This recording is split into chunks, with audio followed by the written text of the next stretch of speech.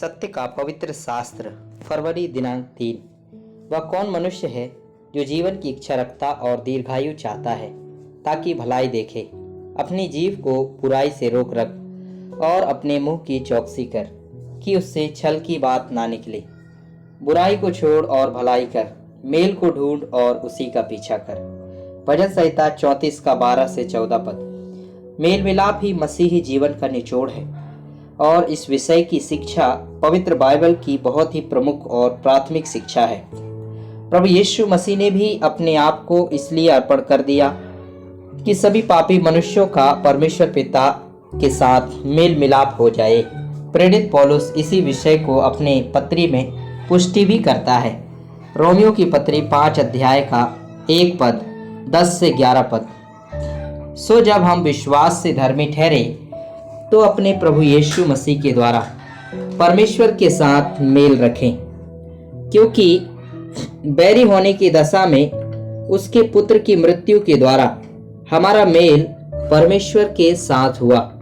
फिर मेल हो जाने पर उसके जीवन के कारण हम उद्धार क्यों ना पाएंगे। और केवल यही नहीं, परंतु हम अपने प्रभु यीशु मसीह के द्वारा, जिसके द्वारा हमारा मेल हुआ है, परमेश्वर के विषय में घमंड भी करते हैं।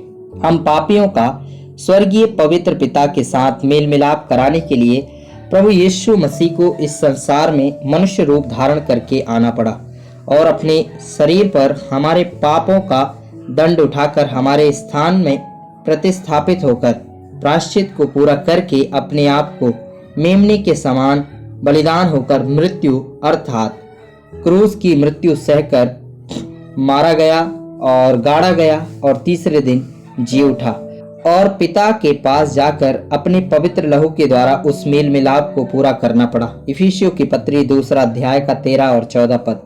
पर अब तो मसीह यीशु में तुम जो पहले दूर थे, मसीह के लहू के द्वारा निकट हो गए हो, क्योंकि वही हमारा मेल है जिसने दोनों को एक कर लिया और अलग करने वाली दीवार को जो बीच में थी ढा दिया। कुलुस्सियों की पत्री 1 अध्याय का 20 पद।